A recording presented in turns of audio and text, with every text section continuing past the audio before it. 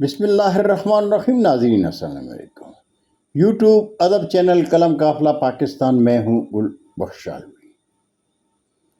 آج کا کالم بعنوان بیویاں لاجواب ہوتی ہیں۔ ناظرین، بخشالی منزل میں حلیم مشاعرے کی بڑی دھوم تھی۔ مشاعرے کے شرکاء مشاعرے کے بعد کھانے میں حلیم بڑے شوق سے کھایا کرتے تھے۔ بدقسمتی سے ہماری خاتون خانہ ایسی بیمار ہوئیں کہ بخشالی منزل میں حلیم مشاعرے کے لیے قلم قافلہ کے دوست شعراء بھی پریشان ہو گئے۔ خاتون کی صحت یابی کے لیے دعائیں مانگتے رہے، لیکن نہ دعا کام آئی اور نہ دعا۔ عالم ارواح میں جانے کے لیے اس کا ویزا لگ چکا تھا۔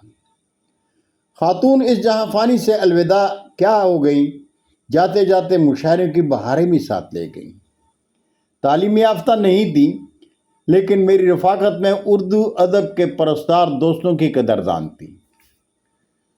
مشاعرے کے اہتمام میں میرا بھرپور ساتھ دیا کرتی تھی۔ ایک مرتبہ رات 10 بجے ایک مشاعرے سے واپس آیا تو میں نے محترمہ سے کہا، سخت بھوک لگی ہے، کھانا کھلا دو۔ تو کہنے لگی، کیسا مشاعرہ تھا، شعراء کو کھانا بھی نہیں کھلایا؟ تو میں نے اپنی خفت مٹاتے ہوئے کہا، ہر شاعر کی بیوی آپ کی طرح تو نہیں ہوتی۔ پشاور میں ہمارے خوش مزاج عزیز کی بیوی انتقال کر گئی۔ وہ 4 بھائی تھے۔ حجرے میں فاتحہ خوانی کے لیے لوگ آئے ہوئے تھے۔ وہ سب کھلکھلا کر اس وقت ہنس پڑے جب ان سے مخاطب ہو کر مرحومہ کے شوہر نے کہا، یارو دعا کرو میرے بھائیوں کی بیویاں بھی مر جائیں۔ آج وہ اور اس کے 2 بھائی بیویوں کے ساتھ انتقال کر گئے ہیں، اور ایک بھائی بیوی کی یادوں کو سینے سے لگائے زندگی جی رہا ہے۔ ہمارا ایک صافی دوست بقول اس کے وہ جورو کے غلام ہیں۔ اگر گاؤں سے اسے شہر بلائیں تو کہتے ہیں بیگم سے اجازت لے کر آتا ہوں، شاید اس لیے کہ دونوں زندگی کا آخری عشرہ جی رہے ہیں۔ ایک دن کہنے لگے، میں نے اپنے پوتے سے کہا، بڑے ہو کر آپ اپنے دادا ابو کی طرح صحافت کی دنیا میں اپنا نام روشن کرو گے۔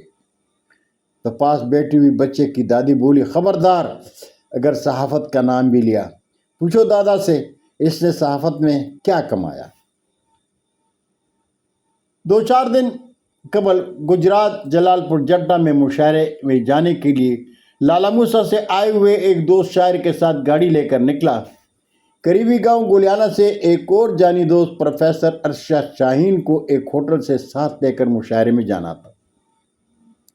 دیکھا تو ارشد شاہین ہوٹل میں کھڑا پشاوری قہوہ پی رہا تھا۔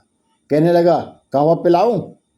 میں نے کہا، نہیں بھائی، میں میٹھا نہیں پیتا، خون میں پہلے ہی بڑی مٹاس ہے۔ ویسے بھی اگر قہوے میں میٹھا نہ ہو تو قہوے کا مزہ نہیں آتا۔ قہوہ پی کر ارشد شاہین ہمارے ساتھ گاڑی میں بیٹھا تو کہنے لگے، آج صبح آپ کا فون آیا تو میں بیگم کے ہاتھوں بنی ہوئی باجرے کی روٹی کھا رہا تھا۔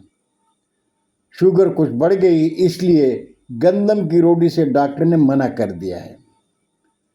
تو میں کچھ کہے بغیر اسے غور سے دیکھنے لگا، اس لیے کہ ہوٹل میں چینی سے بھرپور قہوہ پی کر ہمارے ساتھ بیٹھا تھا۔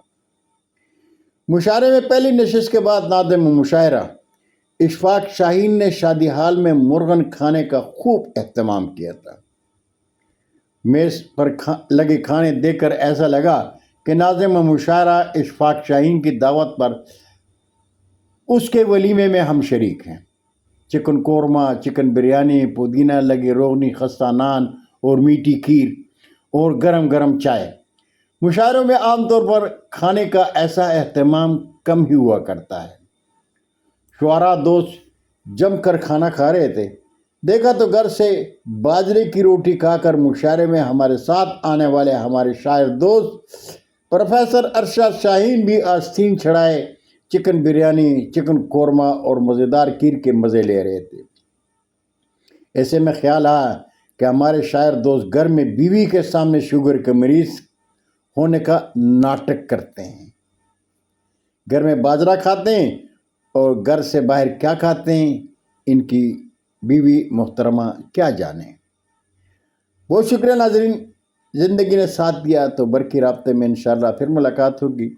جاتے جاتے درخواست ضرور کروں گا کہ میرے چینل کو سبسکرائب کریں، دوستوں کے ساتھ شیئر کریں اور چینل کی گھنٹی ضرور بجائیں۔